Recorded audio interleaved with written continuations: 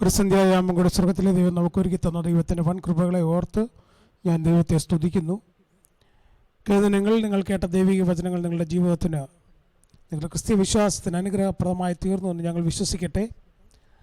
നിങ്ങൾ ഞങ്ങളോട് കാണിക്കുന്ന എല്ലാ സ്നേഹത്തിനും എല്ലാ പ്രോത്സാഹനത്തിനും ഇന്ന് രാത്രികാലം ഒരിക്കൽ കൂടി നന്ദി അറിയിക്കുന്നു.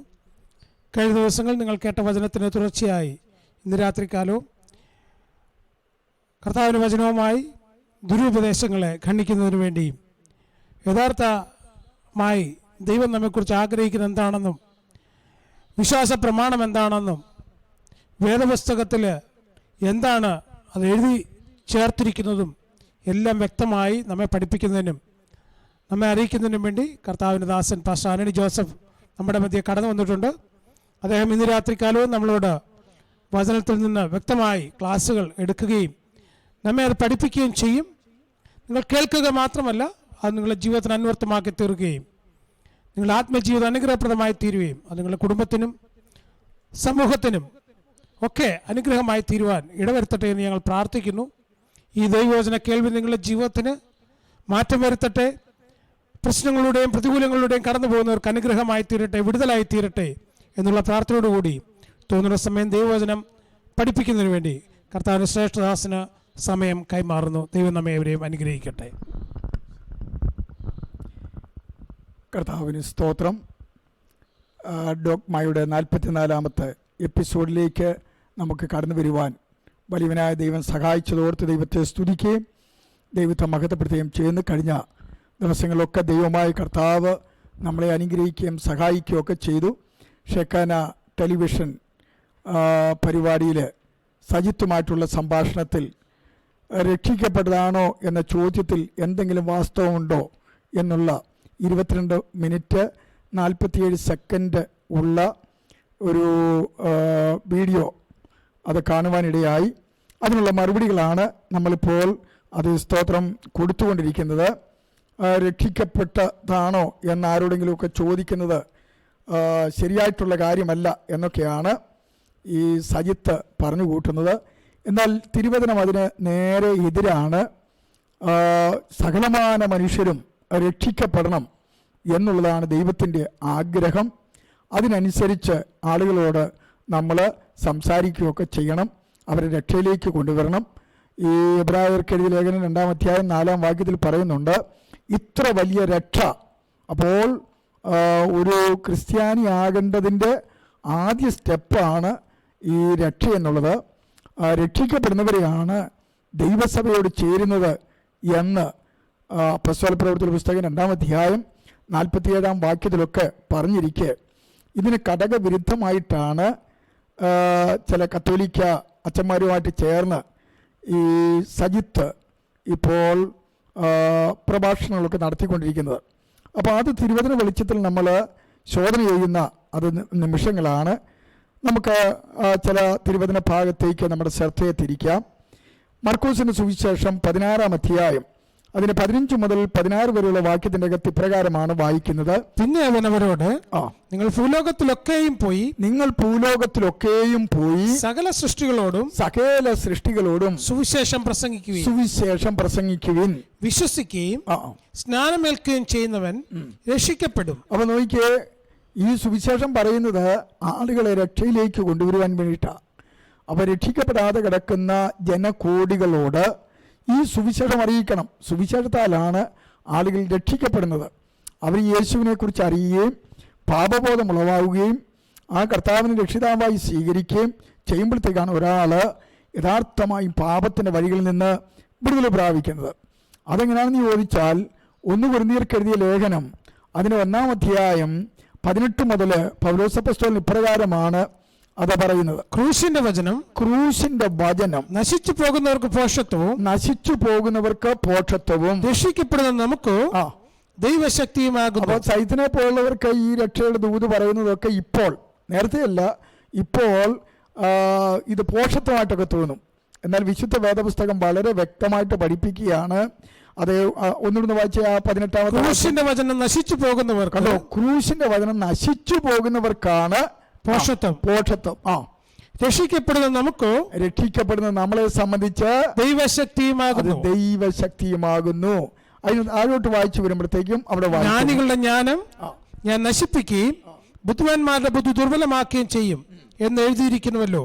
ജ്ഞാനി എവിടെ? ശാസ്ത്രി എവിടെ? ഈ ലോകത്തിലെ താർക്കികൻ എവിടെ? ലോകത്തിന്റെ ജ്ഞാനം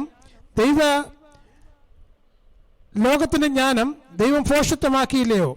ദൈവത്തിന്റെ ജ്ഞാനത്തിന്റെ ലോകം ജ്ഞാനത്താൽ ദൈവത്തെ അറിയുകകൊണ്ട് വിശ്വസിക്കുന്നവരെ പ്രസംഗത്തിന്റെ ഭോഷത്വത്താൽ രക്ഷിക്കുവാൻ ദൈവത്തിന് പ്രസാദം തോന്നി. അപ്പോൾ ഈ രക്ഷയുടെ ദൂത് പ്രസംഗിക്കുമ്പോഴത്തേക്കും ആളുകൾ എന്ത് ചെയ്യും? രക്ഷിക്കപ്പെടുവാൻ അത് ഇടയായി തീരുമെന്ന് വളരെ വ്യക്തമായിട്ട് രേഖപ്പെടുത്തുക. ഇനി നമ്മൾ യൂദയുടെ ലേഖനം എന്ന് പറയുന്നത് ഒറ്റ അധ്യായമേ ഉള്ളൂ. ആ അധ്യായത്തിൽ താന് പൊതുവായിട്ടുള്ള രക്ഷ എന്ന് വെച്ച് കഴിഞ്ഞാൽ യേശുക്രിസ്തു മുഖാന്തരം പൊതുവായിട്ടുള്ള രക്ഷയെക്കുറിച്ച് എഴുതുവാൻ ആഗ്രഹിച്ചു എന്നാണ് താന് 3-ാമത്തെ വാക്യത്തിനകത്ത് അത് രേഖപ്പെടുത്തിക്കുന്നത്. ഒന്ന് വായിച്ചാട്ടെ. പ്രിയരെ നമുക്ക് പൊതുവിലുള്ള രക്ഷയെക്കുറിച്ച്. പൊതുവിലുള്ള രക്ഷ. അപ്പൊ എല്ലാ മനുഷ്യരും യേശുക്രിസ്തുവിലൂടെ രക്ഷ പ്രാപിക്കണം. അതിന്റെ 23-ാമത്തെ വാക്യത്തിൽ പറയുന്നു മനുഷ്യനെല്ലാം എവിടെ കിടക്കുകയാണ്? വായിച്ചേ. 23. ചിലരെ തീയിൽ നിന്നും വലിച്ചെടുത്ത് രക്ഷിക്കണം. അപ്പോൾ തീക്കകത്ത് കിടക്കുക, നരകത്തിലേക്ക് പോകുവാൻ കാത്തുകെട്ടി കിടക്കുക. അവരെ എന്ത് ചെയ്യണം? തീയിൽ നിന്നും വലിച്ചെടുക്കാൻ വേണ്ടിയിട്ടാണ് ദൈവദാസന്മാരായിരിക്കുന്ന എല്ലാവരും, രക്ഷിക്കപ്പെട്ട എല്ലാവരും അടുത്ത ആളുകൾ, രക്ഷിക്കപ്പെടാത്ത ആളുകളോട് ചോദിക്കണം, താങ്കൾ രക്ഷിക്കപ്പെട്ടതാണോ? താങ്കൾ ഈ ദൈവകൃപ അത് അനുഭവിക്കണം. താങ്കൾ ഈ നിത്യനരകത്തിൽ നിന്നും അതേ സ്തോത്രം ദൈവത്തെങ്കിലേക്ക് വരണം എന്നുള്ള മാറ്റമില്ലാത്ത സുവിശേഷം അറിയിച്ചേ പറ്റൂ. അതാണ് ദൈവം ആഗ്രഹിക്കുന്നത്. 1 തിമോഥെയോസിന്റെ ലേഖനത്തിലേക്ക് നമ്മൾ വരുമ്പോൾ അവിടെ 2-ാം അധ്യായം 4-ാമത്തെ വാക്യത്തിൻ്റെ അകത്ത് പറയുകയാണ്, അവൻ സകല മനുഷ്യരും രക്ഷ പ്രാപിക്കുവാനും. അവൻ എന്ന് വെച്ചാൽ യേശുക്രിസ്തു ദൈവം, അതേ സ്തോത്രം, സകല മനുഷ്യരും എന്ത് ചെയ്യണം? രക്ഷ പ്രാപിക്കുവാൻ സത്യത്തിന്റെ പരിജ്ഞാനത്തിലെത്തുവാനും ഇച്ഛിക്കുന്നു. സ്തോത്രം. അപ്പൊ സകല മനുഷ്യരും രക്ഷ പ്രാപിക്കണം. അപ്പം രക്ഷ പ്രാപിക്കണമെങ്കിൽ രക്ഷയുടെ ദൂതുമായിട്ട് നമ്മൾ പോകണം. യേശുക്രിസ്തുവിന്റെ സുവിശേഷം അറിയിക്കണം. സുവിശേഷം അറിയിക്കുമ്പോഴത്തേക്കും ആളുകൾ രക്ഷിക്കപ്പെടും. രക്ഷിക്കപ്പെടുന്നവരെ ദൈവസഭയുടെ അംഗങ്ങളാക്കി തീർക്കും. അങ്ങനെയാണ് യഥാർത്ഥ രക്ഷ അത് ഉണ്ടാകുന്നത് എന്ന് നമുക്ക് കാണുവാനായിട്ട് കഴിയും. ഇനിയും എബ്രായ ലേഖനം 2-ാം അധ്യായം 4-ാമത്തെ വാക്യത്തിൻ്റെ അകത്ത് പറയുന്നത്, ഇത്ര വലിയ രക്ഷ നാം ഗണ്യമാക്കാതെ പോയാൽ എങ്ങനെ തെറ്റിയൊഴിയും. കണ്ടോ, എങ്ങനെ തെറ്റിയൊഴിയും. അപ്പോൾ ഇത് വേണ്ടെന്നാണ് സയിത്തും കൂട്ടരും പറയുന്നത്. ഞങ്ങളെല്ലാം രക്ഷിക്കപ്പെട്ടവരാണ്, സകലമാന മനുഷ്യൻ രക്ഷിക്കപ്പെട്ടതാണ്.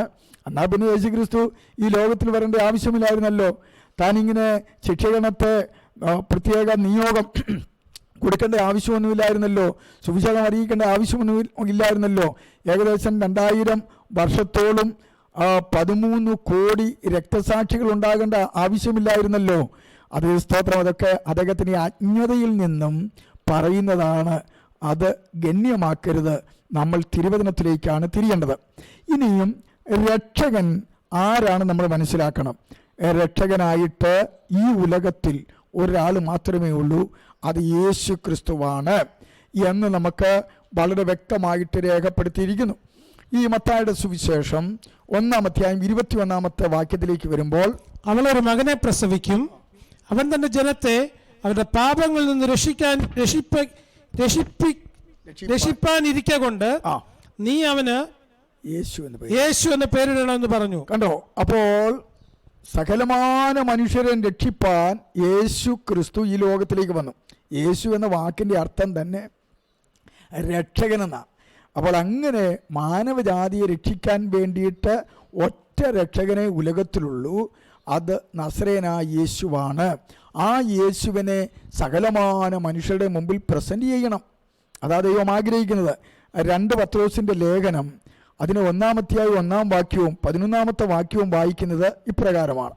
യേശുക്രിസ്തുവിന്റെ ദാസനും അപ്പോസ്തലനുമായ ശിമോൻ പത്രോസ് നമ്മുടെ ദൈവത്തിന്റെയും രക്ഷിതാവായ യേശുക്രിസ്തുവിന്റെ നീതിയാൽ, രക്ഷിതാവായ യേശുക്രിസ്തുവിന്റെ നീതിയാൽ. അപ്പോൾ രക്ഷിതാവായ യേശുക്രിസ്തുവാണ് ഉള്ളത്. അതിന്റെ 11-ാമത്തെ വാക്യത്തിനകത്ത് ഇപ്രകാരം വായിക്കുന്നു, ഇങ്ങനെ ചെയ്താൽ നിങ്ങൾ ഒരു നാളും ഇടറിപ്പോകാതെ നമ്മുടെ കർത്താവും രക്ഷിതാവുമായ യേശുക്രിസ്തുവിന്റെ നിത്യരാജ്യത്തിലേക്കുള്ള പ്രവേശനം ധാരാളമായി പ്രാപിക്കും. രക്ഷകനായിട്ട് ഒറ്റ ഒരാളെ ഉള്ളൂ, അത് കർത്താവായ യേശുക്രിസ്തുവാണ്. കാരണം വേറെ ആർക്കും രക്ഷകനാകാൻ പറ്റത്തില്ല. അതിന് ചില ക്വാളിഫിക്കേഷനൊക്കെ വേണം. രക്ഷകന്റെ യോഗ്യതകൾ അല്ലെങ്കിൽ ക്വാളിഫിക്കേഷൻ എന്താണെന്നാണ് നമ്മൾ അത് ഇനിയും പഠിക്കുവാൻ പോകുന്നത്. ഒന്ന്, ഈ രക്ഷകൻ പാപമില്ലാത്തവനായിരിക്കണം. കാരണം എന്നാന്ന് ചോദിച്ചാൽ കുരുടന് വഴി കാണിക്കുവാൻ സാധ്യമല്ല, അതുപോലെ പാപിക്ക് പാപിയെ രക്ഷിക്കുവാൻ സാധ്യമല്ല. അതിന് പാപമില്ലാത്ത ഒരുത്തൻ ഈ ഉലകത്തിൽ വരണം. അത് യേശുക്രിസ്തു മാത്രമാണ് എന്ന് നമുക്ക് കാണുവാൻ കഴിയും. 1 യോഹന്നാന്റെ ലേഖനം 3-ാം അധ്യായത്തിലേക്ക് വരുമ്പോൾ അതിന് 1 മുതൽ 6 വരെയുള്ള വാക്യത്തിനകത്ത് അത് സവിസ്താരം രേഖപ്പെടുത്തിയിട്ടുണ്ട്. വായിച്ചാട്ടെ. കാൺമീൻ നാം ദൈവമക്കൾ എന്ന് വിളിക്കപ്പെടുവാൻ പിതാവ് നമുക്ക് എത്ര വലിയ സ്നേഹം നൽകിയിരിക്കുന്നു, അങ്ങനെ തന്നെ നാം ആകുന്നു. ലോകം അവനെ അറിഞ്ഞിട്ടില്ലായക കൊണ്ട് നമ്മെയും അറിയുന്നില്ല. പ്രിയമുള്ളവരെ, നാം ഇപ്പോൾ ദൈവമക്കളാകുന്നു, നാം ഇന്നതാകും എന്ന് ഇതുവരെ പ്രത്യക്ഷമായില്ല. അവൻ പ്രത്യക്ഷനാകുമ്പോൾ നാം അവനെ താൻ ഇരിക്കും പോലെ കാണുന്നതായതുകൊണ്ട് അവനോട് സദൃശന്മാരാകും എന്ന് നാം അറിയുന്നു. അടുത്തത്, അവനിൽ ഈ പ്രത്യാശ ഉള്ളവരെല്ലാം അവൻ നിർമ്മലനായിരിക്കുന്നത് പോലെ തന്നെ തന്നെ നിർമ്മലീകരിക്കുന്നു. പാപം ചെയ്യുന്നവരെല്ലാം അധർമ്മവും ചെയ്യുന്നു. കണ്ടോ, പാപം ചെയ്യുന്നവരെല്ലാം അധർമ്മം ചെയ്യുന്നു. പാപം അധർമ്മം തന്നെ. പാപം അധർമ്മം തന്നെ. പാപങ്ങളെ നീക്കുവാൻ അവൻ പ്രത്യക്ഷനായി എന്ന് നിങ്ങൾ അറിയുന്നു. യേശുക്രിസ്തു പ്രത്യക്ഷനായി എന്ന് നിങ്ങൾ അറിയുന്നു. അവനിൽ പാപമില്ല. യേശുക്രിസ്തുവിൽ പാപമില്ല. അവനിൽ വസിക്കുന്നവൻ ആരും പാപം ചെയ്യുന്നില്ല. കണ്ടോ, അപ്പോൾ യേശുക്രിസ്തു പാപരഹിതനായിരുന്നു. അവനിൽ പാപമില്ല. യേശുക്രിസ്തുവിൽ മാത്രം പാപമില്ല. ബാക്കിയുള്ള ലോകം കണ്ട സകലമാന മനുഷ്യരിലും, പ്രവാചകന്മാരിലും, നായകന്മാരിലും, മതസ്ഥാപകരിലും, ആചാര്യന്മാരിലും, ഗുരുക്കന്മാരിലും എല്ലാം പാപത്തിൻ്റെ ബലഹീനത ഉള്ളവരായിരുന്നു. എന്നാൽ യേശു മാത്രം പാപരഹിതൻ. എന്നാൽ ഈ രക്ഷകനായ യേശുക്രിസ്തു പാപരഹിതൻ മാത്രമല്ല, പരിശുദ്ധനാണെന്നും തിരുവചനത്തിൻ്റെ അകത്ത് രേഖപ്പെടുത്തിയിട്ടുണ്ട്. യോഹന്നാന്റെ സുവിശേഷം 6-ാം അധ്യായം അതിൻ്റെ 69-ാമത്തെ വാക്യത്തിലേക്ക് വരുമ്പോൾ അവിടെ വായിക്കുന്നത്, അതേ സ്തോത്രം, യോഹന്നാൻ 6-ാം അധ്യായം അതിൻ്റെ 69-ാമത്തെ വാക്യത്തിലേക്ക് വരുമ്പോൾ യേശുക്രിസ്തു രക്ഷകൻ മാത്രമല്ല പരിശുദ്ധൻ കൂടിയാണ് എന്ന് നമുക്ക് കാണുവാനായിട്ട് കഴിയുന്നു. വായിച്ചാട്ടെ, 6:69. നീ ദൈവത്തിന്റെ പരിശുദ്ധനെന്ന്, കണ്ടോ, നീ ദൈവത്തിന്റെ പരിശുദ്ധനെന്ന് ഞങ്ങൾ വിശ്വസിച്ചും അറിഞ്ഞുമിരിക്കുന്നു. അപ്പൊ യേശുക്രിസ്തു ആരാ? സാക്ഷാൽ ദൈവം മാത്രമല്ല, അതേ രക്ഷിതാവ് മാത്രമല്ല, പരിശുദ്ധനുമാണെന്ന് തിരുവചനം, അതേ സ്തോത്രം, വളരെ വ്യക്തമായിട്ട് രേഖപ്പെടുന്നു. അപ്പോസ്തല പ്രവൃത്തികളുടെ പുസ്തകത്തിൽ 3-ാം അധ്യായത്തിലേക്ക് വരുമ്പോൾ 14-ാമത്തെ വാക്യത്തിൽ വീണ്ടും പറയുന്നു, ദൈവം യേശുക്രിസ്തു പരിശുദ്ധനാണ്. പരിശുദ്ധനും നീതിമാനുമായവനെ, കണ്ടോ, പരിശുദ്ധനും നീതിമാനുമായ യേശുക്രിസ്തുവിനെ നിങ്ങൾ തള്ളിപ്പറഞ്ഞു. കൊലപാതകനായവനെ വിട്ടുതരണമെന്ന് ചോദിച്ചു. കണ്ടോ, അപ്പോൾ കൊലപാതകനായിരിക്കുന്ന ബറാബാസിനെ വിട്ടുതരണമെന്ന് ചോദിച്ചു. ഇതാണ് അവിടെ രേഖപ്പെടുത്തിയിരിക്കുന്നത്. അതുകൊണ്ട് ഈ രക്ഷിതാവായിരിക്കുന്ന ആളിൻ്റെ ക്വാളിഫിക്കേഷനിൽ 1-ാമത്തത് പാപമില്ലാത്തവനായിരിക്കണം. അങ്ങനെ ഈ ഉലകത്തിൽ യേശു മാത്രമാണ് പാപമില്ലാത്തവൻ. 2-ാമത്തത്, ഈ രക്ഷകൻ ആകേണ്ട ആള് എങ്ങനെയായിരിക്കണം? അദ്ദേഹം സാക്ഷാൽ ദൈവമായിരിക്കണം. കാരണം ദൈവമാണ് ഇത് മുഴുവൻ സൃഷ്ടിച്ചത്. മനുഷ്യനെയും പ്രപഞ്ചത്തെയും എല്ലാം സൃഷ്ടിച്ചത് ദൈവമാണ്. സകല മനുഷ്യരും പാപം നിമിത്തം കരകയറുവാൻ വയ്യാത്ത നാശകരമായ കുഴിയിലും കുഴഞ്ഞ ചേറ്റിലുമാണ് എന്ന് നമ്മൾ ഈ സങ്കീർത്തനങ്ങളുടെ പുസ്തകം 40-ാമത്തെ സങ്കീർത്തനത്തിലേക്ക് വരുമ്പോൾ 1 മുതലുള്ള വാക്യത്തിനകത്ത് രേഖപ്പെടുത്തിയിട്ടുണ്ട്. 40-ാം സങ്കീർത്തനം അതിന് 1 മുതലുള്ള വാക്യങ്ങൾ. ഞാൻ യഹോവയ്ക്കായി കാത്തിരുന്നു. അവൻ എന്നിലേക്ക് ചാഞ്ഞെന്ന നെൽവിളി കേട്ടു. നാശകരമായ കുഴിയിൽ നിന്നും, കണ്ടോ, നാശകരമായ കുഴിയിൽ നിന്നും, കുഴഞ്ഞ ചേറ്റിൽ നിന്നും അവനെ കയറ്റി, കുഴഞ്ഞ ചേറ്റിൽ നിന്നും അവനെന്നെ കയറ്റി. അപ്പോൾ സകലമാന മനുഷ്യരും നാശകരമായ കുഴിയിലും കുഴഞ്ഞ ചേറ്റിലുമാണ്. അവർക്ക് രക്ഷ, അവർക്ക് തന്നെ രക്ഷയില്ല, പിന്നെ വേറൊരാളെ രക്ഷിക്കുവാനായിട്ട് അവർക്ക് കഴിയുകയില്ല. അതിനാൽ രക്ഷിക്കുവാൻ ദൈവം തന്നെ ഈ ഉലകത്തിലേക്ക് വരേണ്ടത് ആവശ്യമായിരുന്നു. യേശു സ്വർഗത്തിൽ നിന്നും ഇറങ്ങി വന്ന സാക്ഷാൽ ദൈവമാണ്. യോഹന്നാന്റെ സുവിശേഷം 3-ാം അധ്യായം അതിന്റെ 13-ാമത്തെ വാക്യത്തിൻ്റെ അകത്ത് പറയുന്നു, താൻ സ്വർഗത്തിൽ നിന്ന് ഇറങ്ങി വന്നവനാണ്. ബാക്കിയുള്ളവരെല്ലാം ഇവിടെ നിന്നുള്ളവരാ, ഈ ലോകത്തിനുള്ളവരാ. എന്നാൽ യേശുവിനെ കുറിച്ച് അത് വിശുദ്ധ വേദപുസ്തകം പഠിപ്പിക്കുന്നത് അവൻ സ്വർഗത്തിൽ നിന്നും ഇറങ്ങി വന്നു. സ്വർഗത്തിൽ നിന്ന് ഇറങ്ങി വന്നവനായി, കണ്ടോ, സ്വർഗത്തിൽ നിന്ന് ഇറങ്ങി വന്നവനായി, സ്വർഗത്തിൽ ഇരിക്കുന്നവനായ മനുഷ്യപുത്രനല്ലാതെ ആരും സ്വർഗത്തിൽ കയറിയിട്ടില്ല. കണ്ടോ, അപ്പോൾ സ്വർഗത്തിൽ നിന്ന് ഇറങ്ങി വന്ന ഒരൊറ്റ ഒരാളേ ഉള്ളൂ. അതാണ് യോഹന്നാൻ 3:13 പറയുന്നത്, യേശു കർത്താവ്. 6-ാം അധ്യായം യോഹന്നാന്റെ സുവിശേഷം 6-ാം അധ്യായം 38-ലും ഇത് തന്നെയാണ്. അതേ സ്തോത്രം, ഇത് തന്നെയാണ് വചനത്തിന്റെ അകത്ത് രേഖപ്പെടുത്തുന്നത്. ഞാൻ എന്റെ ഇഷ്ടമല്ല, എന്നെ അയച്ചവന്റെ ഇഷ്ടമത്രേ ചെയ്യുവാൻ സ്വർഗത്തിൽ നിന്ന് ഇറങ്ങി വന്നിരിക്കുന്നത്. കണ്ടോ, സ്വർഗത്തിൽ നിന്നും ഇറങ്ങി വന്നിരിക്കുന്ന സാക്ഷാൽ യേശു കർത്താവ് ദൈവമായിരുന്നു. യോഹന്നാന്റെ സുവിശേഷത്തിലേക്ക് നമ്മൾ വരുമ്പോൾ 1-ാം അധ്യായം അതിന്റെ 1 മുതൽ 3 വരെയുള്ള വാക്യത്തിന്റെ അകത്ത് യേശു ദൈവമായിരുന്നു എന്ന് രേഖപ്പെടുത്തിയിരിക്കുന്നു. വായിച്ചാട്ടോ. ആദിയിൽ വചനമുണ്ടായിരുന്നു, ആദിയിൽ വചനമുണ്ടായിരുന്നു, വചനം ദൈവത്തോടു കൂടെ ആയിരുന്നു, വചനം ദൈവമായിരുന്നു, അവൻ ആദിയിൽ ദൈവത്തോടു കൂടെ ആയിരുന്നു, സകലം അവൻ മുഖാന്തരം ഉളവായതൊന്നും അവനെ കൂടാതെ ഉളവായതല്ല, ജീവൻ ഉണ്ടായിരുന്നു. അപ്പോൾ യേശുക്രിസ്തു മുഖാന്തരമാണ് സകലത്തെയും സൃഷ്ടിച്ച സൃഷ്ടിതാവായ ദൈവമാണ് യേശുക്രിസ്തു. 14-ാമത്തെ വാക്യത്തിലേക്ക് വരുമ്പോൾ ഈ യേശുക്രിസ്തു എന്തായി തീർന്നു? വചനം ജഡമായി തീർന്നു, കൃപയും സത്യവും നിറഞ്ഞവനായി നമ്മുടെ ഇടയിൽ പാർത്തു. കണ്ടോ, സർവ മനുഷ്യരുടെയും രക്ഷയ്ക്കായിട്ട് ഈ യേശുക്രിസ്തു എന്ത് ചെയ്യുന്നറിയാവോ? ജഡത്തിൽ വെളിപ്പെട്ടു. ജഡത്തിൽ. 1 തിമോഥെയോസിന്റെ ലേഖനം 3-ാം അധ്യായം 16-ാമത്തെ വാക്യത്തിലേക്ക് വരുമ്പോൾ അവിടെ പറയുകയാണ്, അതേ സ്തോത്രം, അവൻ ജഡത്തിൽ വെളിപ്പെട്ടു, നീതീകരിക്കപ്പെട്ടു. അപ്പോൾ ജഡാവതാരമെടുത്തു. God was manifested in the flesh എന്ന് പറയുന്ന ജഡത്തിൽ വെളിപ്പെട്ടു, അല്ലെങ്കിൽ ജഡാവതാരമെടുത്തു. യേശു ആരായിരുന്നു? യേശു സാക്ഷാൽ സ്വർഗത്തിൽ ദൈവമായിട്ടിരിക്കുകയായിരുന്നു, ആത്മരൂപിയായിരുന്നു. എന്നാൽ ആ യേശുക്രിസ്തുവിനെ കുറിച്ച് തിരുവചനങ്ങൾ പഠിപ്പിക്കുന്നത് അവൻ സാക്ഷാൽ ദൈവമായിരുന്നു. യെശയ്യാവ് 9-ാം അധ്യായത്തിലേക്ക് നമ്മൾ കടന്നു വരുമ്പോൾ അത് യേശു ജനിക്കുന്നതിന് 700 വർഷങ്ങൾക്ക് മുമ്പ് പ്രവാചകനായിരിക്കുന്ന ഈ യെശയ്യാവ് ദർശിക്കുകയാണ് 9:6 മുതലുള്ള വാക്യങ്ങൾ. നമുക്കൊരു ശിശു ജനിച്ചിരിക്കുന്നു. യേശുക്രിസ്തുവിനെ കുറിച്ച് പറയുക, നമുക്കൊരു ശിശു ജനിച്ചിരിക്കുന്നു, നമുക്കൊരു മകൻ നൽകപ്പെട്ടിരിക്കുന്നു, ആധിപത്യം അവന്റെ തോളിലിരിക്കും, അവൻ അത്ഭുത മന്ത്രി, വീരനാം ദൈവം, നിത്യപിതാവ്, സമാധാന പ്രഭു എന്ന് പേര് വിളിക്കപ്പെടും. കണ്ടോ, അപ്പോൾ യേശുക്രിസ്തുവിനെ കുറിച്ച് പറയുകയാണ്. യേശുക്രിസ്തു സാക്ഷാൽ വീരനാം ദൈവമാണ്, അത്ഭുത മന്ത്രിയാണ്, സമാധാന പ്രഭുവാണ്, നിത്യപിതാവാണ്. അപ്പം ദൈവത്തിന് മാത്രമേ അങ്ങനെയുള്ള പേരുകൾ കൊടുത്തുള്ളൂ. അത് യേശുക്രിസ്തു സാക്ഷാൽ ദൈവമായിരുന്നു. റോമർക്കെഴുതിയ ലേഖനം 9-ാം അധ്യായം 5-ാം വാക്യത്തിലേക്ക് വരുമ്പോൾ അവിടെ പറയുകയാണ്, സർവത്തിനും മീതെ യേശുക്രിസ്തു ദൈവമായിരുന്നു. അവിടെ നമ്മൾ വായിക്കുന്നത് ഇപ്രകാരമാണ്. വായിച്ചാട്ട് റോമർ 9:5. പിതാക്കന്മാരും അവർക്കുള്ളവർ തന്നെ ജഡപ്രകാരം ക്രിസ്തുവും അവരിൽ നിന്നല്ല ഉത്ഭവിച്ചത്, അവർ സർവത്തിനും മീതെ ദൈവമായി എന്നേക്കും വാഴ്ത്തപ്പെട്ടവനാമേ. യേശുക്രിസ്തു സർവത്തിനും മീതെ ദൈവമായിട്ട് എന്ത് ചെയ്യാണ്? വാഴ്ത്തപ്പെട്ടവനാണ്. യേശുക്രിസ്തു സാക്ഷാൽ ദൈവമാണ് എന്ന് നമുക്കവിടെ വായിക്കുവാനായിട്ട് കഴിയും. ഇനിയും തീത്തോസിന്റെ ലേഖനത്തിലേക്ക് നമ്മൾ വരുമ്പോൾ 2-ാം അധ്യായം അതിന്റെ 12-ാമത്തെ വാക്യത്തിലേക്ക് വരുമ്പോൾ അവിടെ വായിക്കുന്നത്, നാം ഭാഗ്യകരമായ പ്രത്യാശയ്ക്കായിട്ടും മഹാദൈവവും നമ്മുടെ രക്ഷിതാവുമായ യേശുക്രിസ്തുവിന്റെ തേജസ്സിന്റെ പ്രത്യക്ഷതയ്ക്കായിട്ടും.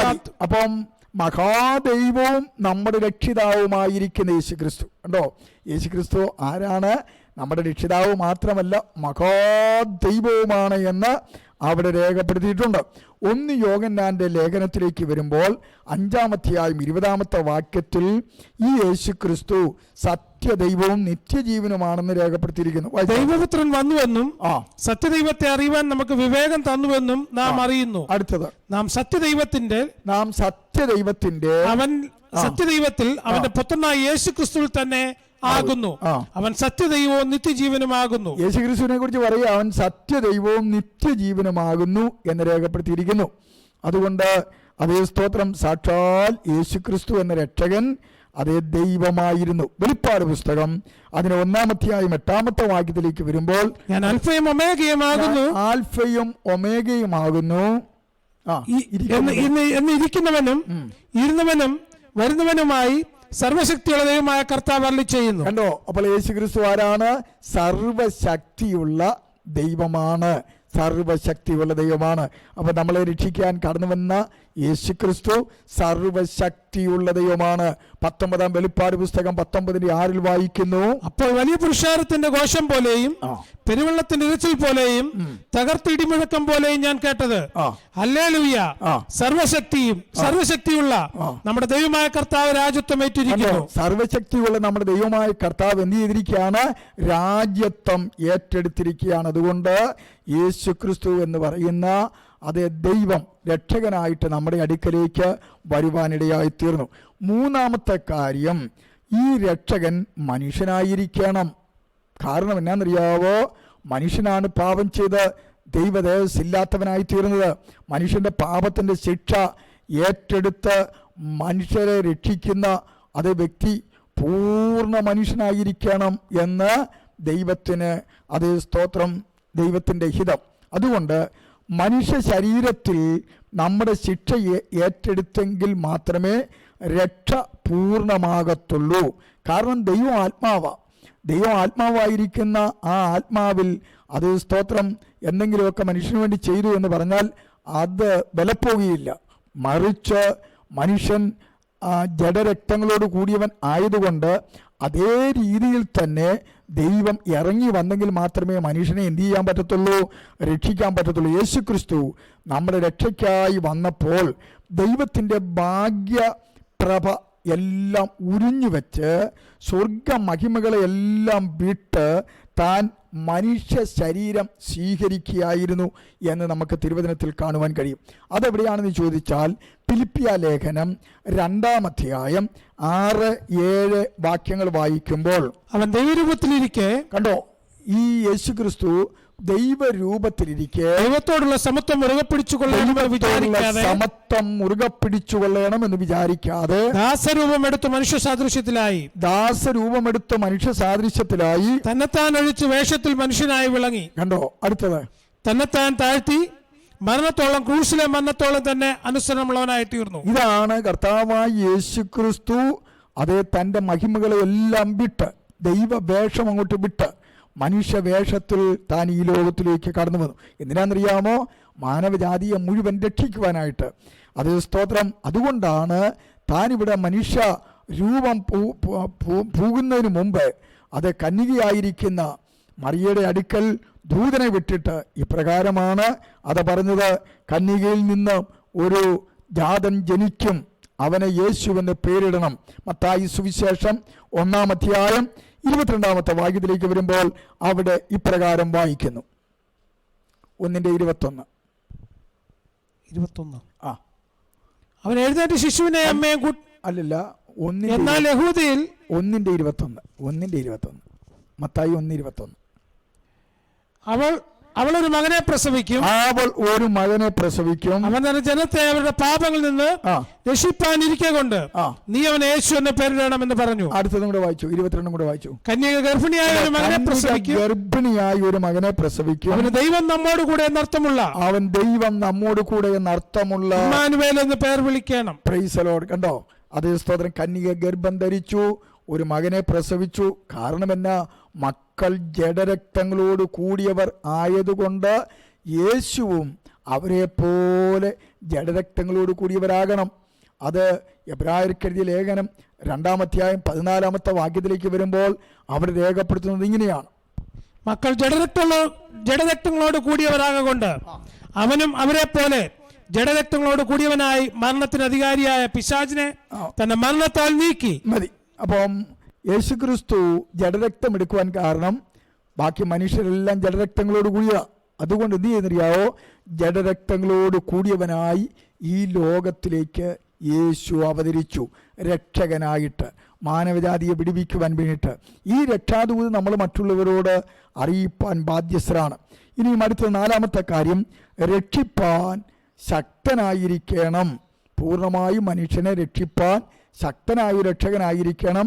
അതേ സ്തോത്രം ഈ ആള്. അതുകൊണ്ട് എബ്രായർക്കെഴുതിയ ലേഖനം 7-ാം അധ്യായം അതിന് 25-ാമത്തെ വാക്യത്തിനകത്ത് ഇപ്രകാരം രേഖപ്പെടുത്തിയിരിക്കുന്നു: അതുകൊണ്ട് താൻ മുഖാന്തരമായി ദൈവത്തോടെടുക്കുന്നവർക്ക് വേണ്ടി പക്ഷപാതം ചെയ്യുവാൻ സദാ ജീവിക്കുന്നവനാകിയാൽ അവരെ പൂർണ്ണമായി രക്ഷിക്കുവാൻ അവൻ പ്രാപ്തനാകുന്നു. കണ്ടോ, പൂർണ്ണമായിട്ടും ഒരു മനുഷ്യനെ രക്ഷിപ്പാൻ യേശു പ്രാപ്തനാണ്.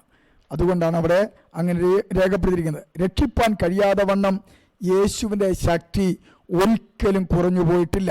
നമ്മുടെ പാപങ്ങൾ കടിഞ്ചുവപ്പായിരുന്നാലും അതിനെ ഹിമം പോലെ വെളുപ്പിക്കുവാൻ യേശുവിന് കഴിയും. യേശുവിന് മാത്രമേ കഴിയത്തുള്ളൂ. ഈ രക്ഷകന് മാത്രമേ കഴിയത്തുള്ളൂ. യെശയ്യാപ്രവാചകന്റെ പുസ്തകം 1-ാം അധ്യായത്തിലേക്ക് നമ്മൾ കടന്നു വരുമ്പോൾ അവിടെ അതാണ് രേഖപ്പെടുത്തിയിരിക്കുന്നത്. 18-ാമത്തെ വാക്യത്തിൽ പറയുന്നു, വരുവീൻ നമുക്ക് തമ്മിൽ വാദിക്കാമെന്ന് യഹോവ അരുളിച്ചെയ്യുന്നു. അടുത്തത്, നിങ്ങളുടെ പാപങ്ങൾ കടിഞ്ചുവപ്പായിരുന്നാലും പാപങ്ങൾ കടിഞ്ചുമപ്പായിരുന്നാലും ഹിമം പോലെ വെളുക്കും.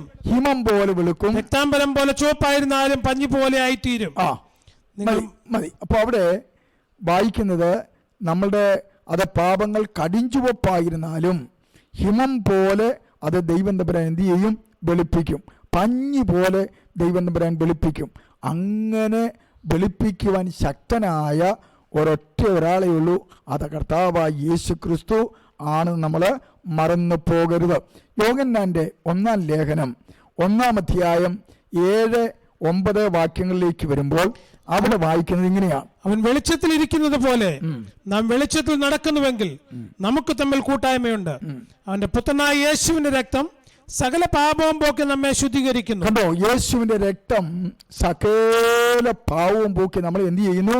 ശുദ്ധീകരിക്കുന്നു.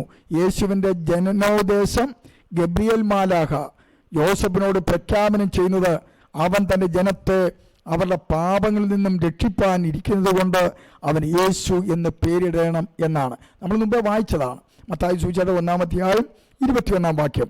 അപ്പോൾ പൂർണ്ണമായും രക്ഷിപ്പാൻ പ്രാപ്തനായ ഒരു രക്ഷിതാവായിരിക്കണം നമുക്കുണ്ടായിരിക്കേണ്ടത്. ആ രക്ഷിതാവിനെ മറ്റുള്ളവരുടെ മുമ്പിൽ അതേ സ്തോത്രം നാം അവതരിപ്പിക്കണം. അതാണ് ഞങ്ങൾ ചെയ്തുകൊണ്ടിരിക്കുന്നത്. 5-ാമത്തെ കാര്യം, രക്ഷിപ്പാൻ മനസ്സുള്ളവനായിരിക്കണം. രക്ഷിക്കാൻ കഴിവുള്ള അതേ ആള് അതിന് മനസ്സില്ലെങ്കിൽ എന്തു ചെയ്യും? എന്നാൽ യേശു ക്രിസ്തു സദാ അതിന് മനസ്സുള്ളവനാകിയാൽ നാം ദൈവത്തെ സ്തുതിക്കുകയാണ്. രക്ഷിപ്പാൻ ശക്തനാണെങ്കിൽ പോലും അതിനായിട്ടുള്ള മനസ്സ് ഇല്ലാത്ത ഒരുവന് നമ്മെ രക്ഷിക്കുവാൻ സാധിക്കുകയില്ല. യേശു ക്രിസ്തുവിൻ്റെ ഏറ്റവും വലിയ സ്വഭാവ ഗുണങ്ങളിൽ ഒന്നാണ് മനസ്സലിവ്. യേശു ക്രിസ്തുവിൻ്റെ അത്ഭുതങ്ങൾ മിക്കതും നടന്നത് കഷ്ടമനുഭവിക്കുന്ന മനുഷ്യനുള്ള മനസ്സലിവിൽ നിന്നാണ്.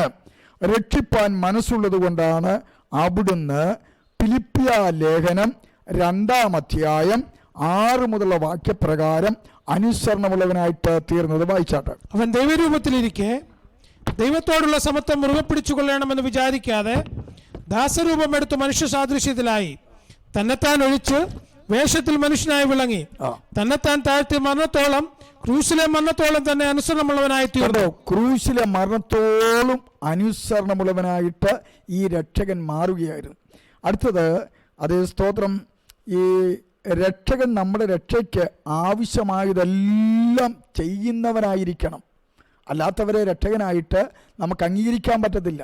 തത്വസംഹിതകൾ പറയുന്നവരും ഇസങ്ങൾ പറയുന്നവരും ഒന്നും നമ്മളെ പൂർണ്ണമായും രക്ഷിപ്പാൻ പ്രാപ്തരല്ല. അപ്പോൾ രക്ഷകൻ നമ്മുടെ രക്ഷയ്ക്ക് ആവശ്യമായിരിക്കുന്നതെല്ലാം ചെയ്തവനായിരിക്കണം എന്ന് തിരുവചനം വളരെ വ്യക്തമായിട്ട് രേഖപ്പെടുത്തുന്നു. ഒന്ന്, രക്ഷകൻ മാനവകുലത്തിൻ്റെ പാപത്തിൻ്റെ ശിക്ഷ ഏറ്റെടുത്തവനായിരിക്കണം.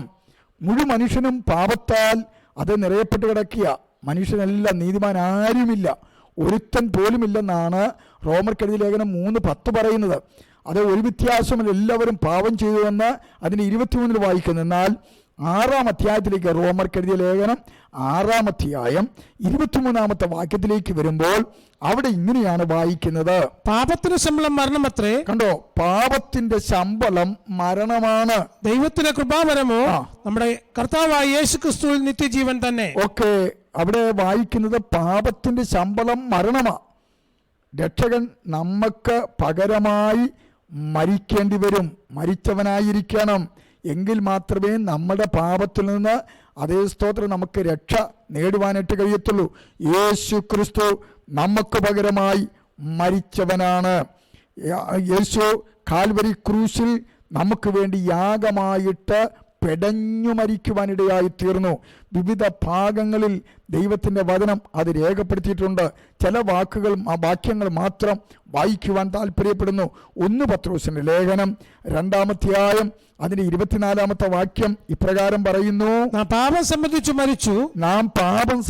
മരിച്ചു, നീതിക്ക് ജീവിക്കേണ്ടതിന് അവൻ തന്റെ ശരീരത്തിൽ നമ്മുടെ പാപങ്ങളെ ചുമന്നുകൊണ്ട് ക്രൂശിന്മേൽ കയറി അവന്റെ അടിപ്പിണരാൽ നമുക്ക് സൗഖ്യം വന്നിരിക്കുന്നു. Praise the Lord. യെശയ്യാപ്രവാചകന്റെ പുസ്തകത്തിലേക്ക് വരുമ്പോൾ അവിടെ യേശുക്രിസ്തു ജനിക്കുന്നതിന് 700 വർഷങ്ങൾക്ക് മുമ്പ് എപ്രകാരമായിരിക്കും മാനവജാതിയുടെ മുഴുവൻ പാപങ്ങളും ഏറ്റെടുത്തുകൊണ്ട് നസറേനായ യേശുക്രിസ്തു മരിക്കുന്നത് എന്ന് വളരെ വ്യക്തമായിട്ട് രേഖപ്പെടുത്തിയിട്ടുണ്ട്. യെശയ്യാവ് 53-ന്റെ 3 മുതൽ 6 വരെ അത് മുഴുവൻ ആ അധ്യായവും അതിനെയാണ് പ്രതിപാദിക്കുന്നതെങ്കിലും അതേ സ്തോത്രം അതിൻ്റെ പ്രത്യേക വാക്യങ്ങൾ മാത്രം നമ്മൾ വായിക്കുവാൻ താല്പര്യപ്പെടുന്നു. 3 മുതൽ 6 വരെയുള്ള വാക്യങ്ങൾ വായിക്കാം. അവൻ മനുഷ്യരാൽ നിന്ദിക്കപ്പെട്ടും ത്യജിക്കപ്പെട്ടും വ്യസനപാത്രമായും രോഗം ശീലിച്ചവനായും ഇരുന്നു. അവനെ കാണുന്നവർ മുഖം മറച്ചു കളയത്തക്കവണ്ണം അവൻ നിന്ദനായിരുന്നു. നാം അവനെ ആദരിച്ചതുമില്ല. സാക്ഷാൽ നമ്മുടെ രോഗങ്ങളെ അവൻ വഹിച്ചു, നമ്മുടെ വേദനകളെ അവൻ ചുമന്നു. നാമോ ദൈവം അവനെ ശിക്ഷിച്ചും അടിച്ചും ദണ്ഡിപ്പിച്ചും ഇരിക്കുന്നു എന്ന് വിചാരിച്ചു. എന്നാൽ അവൻ നമ്മുടെ അതിക്രമങ്ങൾ നിമിത്തം മുറിവേറ്റും നമ്മുടെ അതിക്രമങ്ങൾ നിമിത്തം തകർന്നും ഇരിക്കുന്നു. നമ്മുടെ സമാധാനത്തിനായുള്ള ശിക്ഷ അവന്റെ മേലായി, അവൻ അടിപ്പിണരുകളാൽ നമുക്ക് സൗഖ്യം വന്നും ഇരിക്കുന്നു. നാം എല്ലാവരും ആടുകളെ പോലെ തെറ്റിപ്പോയിരുന്നു, നാം ഓരോരുത്തരും താൻ തന്റെ വഴിക്ക് തിരിഞ്ഞിരുന്നു. എന്നാൽ യഹോവ നമ്മുടെ എല്ലാവരുടെയും അകൃത്യം അവന്റെ മേൽ ചുമത്തി. Praise the Lord. ഇനി അതിന്റെ 12-ാമത്തെ വാക്യത്തിലേക്ക് വരുമ്പോൾ അവൻ തന്റെ പ്രയത്നഫലം കണ്ട് തൃപ്തനാകും. നീതിമാനായ എന്റെ ദാസൻ തന്റെ പരിജ്ഞാനം കൊണ്ട് പലരെയും നീതീകരിക്കും, അവരുടെ അകൃത്യങ്ങളെ അവൻ വഹിക്കും. അതുകൊണ്ട് ഞാൻ അവന് മഹാന്മാരോടുകൂടെ ഓഹരി കൊടുക്കും, ബലവാന്മാരോടുകൂടെ അവൻ കൊള്ള പങ്കിടും. അവൻ തന്റെ പ്രാണനെ മരണത്തിൽ നിന്ന് ഒഴുക്കിക്കളയുകയും അനേകരുടെ പാപം വഹിച്ചും അതിക്രമക്കാർക്ക് വേണ്ടി ഇടനിന്നുകൊണ്ട് അതിക്രമക്കാരോടുകൂടെ എണ്ണപ്പെടുകയും ചെയ്തപ്പോൾ നമ്മുടെ പാപത്തിന് വേണ്ടി അത് മരിച്ച് നമ്മളെ രക്ഷിക്കുന്നവനായിരിക്കണം. അതേ സ്തോത്രം, നമ്മുടെ രക്ഷകൻ. അത് യേശുക്രിസ്തുവിലാണ് നിറവേറ്റപ്പെട്ടത്. 2-ാമത്തെ കാര്യം, രക്ഷകൻ നമ്മുടെ പാപമോചനത്തിനായി രക്തം ചൊരിഞ്ഞവനായിരിക്കണം. കാരണം പഴയ നിയമത്തിൽ രേഖപ്പെടുത്തിയിട്ടുണ്ട്, രക്തം ചൊരിഞ്ഞിട്ടല്ലാതെ വിമോചനമില്ല, പാപത്തിന് പരിഹാരമില്ല. എബ്രായർക്കെഴുതിയ ലേഖനം 9-ാം അധ്യായം 22-ാമത്തെ വാക്യം അതാണ് നമ്മളെ ഉത്ബോധിപ്പിക്കുന്നത്. ന്യായപ്രമാണപ്രകാരം ഏകദേശം സകലവും രക്തത്താൽ ശുദ്ധീകരിക്കപ്പെടുന്നു, രക്തം ചൊരിഞ്ഞിട്ടല്ലാതെ വിമോചനമില്ല. രക്തം ചൊരിഞ്ഞിട്ടല്ലാതെ പാപമോചനമില്ല, വിമോചനമില്ല. യേശുവിന്റെ മരണം മുഴു രക്തവും ചിന്തിയുള്ള മരണമാകിയാൽ അതും ഈ രക്ഷകനായ യേശു ക്രിസ്തു സാക്ഷാത്കരിച്ചു. അതുകൊണ്ട് ഈ യേശുവിൽ വിശ്വസിക്കുന്നവർക്ക് പരിപൂർണമായും രക്ഷ നൽകുവാൻ യേശു ക്രിസ്തു മതിയായവനാണ്. ഇനി 3-ാമത്തത്, രക്ഷകൻ നിത്യനായിരിക്കണം. ഈ സീസൺ സമയത്ത് മാത്രം വന്ന് രക്ഷിക്കുന്ന ആളായിരിക്കരുത്, നിത്യനായിരിക്കണം. എന്ന് വെച്ച് കഴിഞ്ഞാൽ ഇന്നലെയും ഇന്നും എന്നേക്കും അനന്യനായ ഒരു ദൈവമായിരിക്കണം. രക്ഷകൻ മരണമടഞ്ഞു പോയവനാണെങ്കിൽ നമ്മെ രക്ഷിക്കുവാൻ സാധ്യമല്ല. മരണത്തെ തോൽപ്പിച്ചവനും ഉയർത്തെഴുന്നേറ്റവനുമായിരിക്കണം നമ്മുടെ രക്ഷകൻ. രക്ഷകൻ നിത്യനായിരിക്കണം. യേശുക്രിസ്തു മരണത്തെ പരാജയപ്പെടുത്തി മരണത്തിൽ നിന്നും എന്നേക്കുമായി ഉയർത്തെഴുന്നേറ്റ് യേശു ക്രിസ്തു മാത്രമാണ് മരണത്തിൽ നിന്നും എന്നേക്കുമായി പുനരുത്ഥാനം ചെയ്ത ഏക രക്ഷകൻ. അതിനെക്കുറിച്ച് വിശുദ്ധ വേദപുസ്തകത്തിൽ ഒത്തിരി ഭാഗങ്ങൾ രേഖപ്പെടുത്തിയിട്ടുണ്ടെങ്കിലും ചില ഭാഗങ്ങൾ ഓർപ്പിക്കുകയാണ്. അപ്പോസ്തലപ്രവൃത്തികളുടെ പുസ്തകം 2-ാം അധ്യായം 22 മുതൽ 24 വരെയുള്ള വാക്യങ്ങൾ. ഇസ്രായേൽ പുരുഷന്മാരെ, ഈ വചനം കേട്ടുകൊള്ളുവീൻ. നിങ്ങൾ തന്നെ അറിയും പോലെ ദൈവം അവനെ കൊണ്ട് നിങ്ങളുടെ നടുവിൽ ചെയ്ത ശക്തികളും അത്ഭുതങ്ങളും അടയാളങ്ങളും കൊണ്ട് ദൈവം നിങ്ങൾക്ക് കാണിച്ചെന്ന പുരുഷനായി നസറനായ യേശുവിനെ ദൈവം തന്നെ സ്ഥിര നിർണയത്താലും മുന്നറിവിനാലും ഏൽപ്പിച്ചിട്ട് നിങ്ങൾ അവനെ അധർമ്മികളുടെ കൈയാൽ തറപ്പിച്ചു കൊന്നു. ദൈവമോ മരണപാശങ്ങളെ അഴിച്ചിട്ട് അവനെ ഉയർത്തെഴുന്നേൽപ്പിച്ച് മരണം അവനെ പിടിച്ചു വെക്കുന്നത് അസാധ്യമായി. മരണത്തിന് അവനെ പിടിച്ചു വെക്കുവാൻ അസാധ്യമായിരുന്നു. സ്തോത്രം. അപ്പോൾ യേശുക്രിസ്തു മാത്രമാണ് ഏക രക്ഷകനായി ഉയർത്തെഴുന്നേറ്റിരിക്കുന്നത്. ബാക്കിയുള്ള എല്ലാ മഹാന്മാരുടെയും പുണ്യാത്മാക്കളുടെയും എല്ലാം ശവകുടീരം അടഞ്ഞുകിടക്കുമ്പോൾ യേശു മാത്രം പുനരുത്ഥാനം ചെയ്ത ഏക രക്ഷകൻ.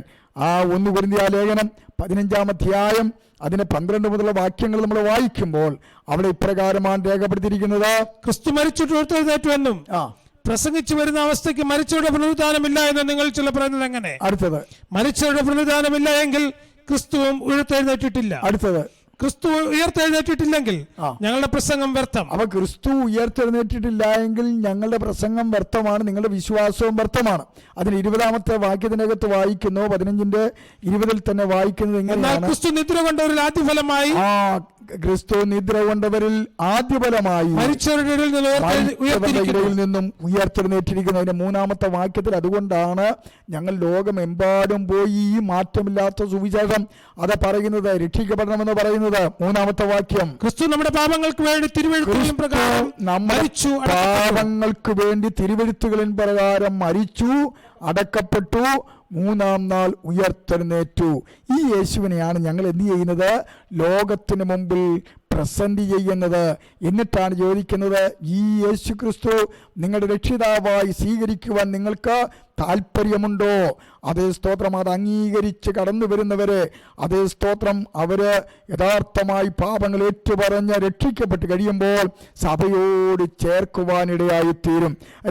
അത് തിമോഥെയോസിന്റെ ലേഖനം 2-ാം അധ്യായം 8-ാം വാക്യത്തിലേക്ക് വരുമ്പോൾ അവിടെ അത് സുവിശേഷത്തെ കുറിച്ച് രേഖപ്പെടുത്തിയിട്ടുണ്ട്. ദാവീദിന്റെ സന്തതിയായി ജനിച്ച് മരിച്ചിട്ട് യേശുക്രിസ്തുവിനെ ഓർത്തുകൊള്ളുക. കണ്ടോ? അപ്പോൾ ഈ യേശുക്രിസ്തുവിനെ പ്രസന്റ് ചെയ്യുകയാണ് ഞങ്ങൾ സുവിശേഷത്തിലൂടെ ചെയ്യുന്നത്. അത് സ്തോത്രം. അങ്ങനെ അനേകായിരങ്ങൾ രക്ഷിക്കപ്പെടുവാൻ ഇടയായി തീർന്നുകൊണ്ടിരിക്കുന്നു. ഇനിയും അടുത്തത്, രക്ഷകൻ സ്വർഗാരോഹണം ചെയ്തവനായിരിക്കണം. നമ്മുടെ രക്ഷ സ്വർഗ പ്രവേശനമായിരിക്കിയാൽ രക്ഷകൻ നമുക്ക് മുമ്പ് സ്വർഗാരോഹണം ചെയ്തവനായിരിക്കണം.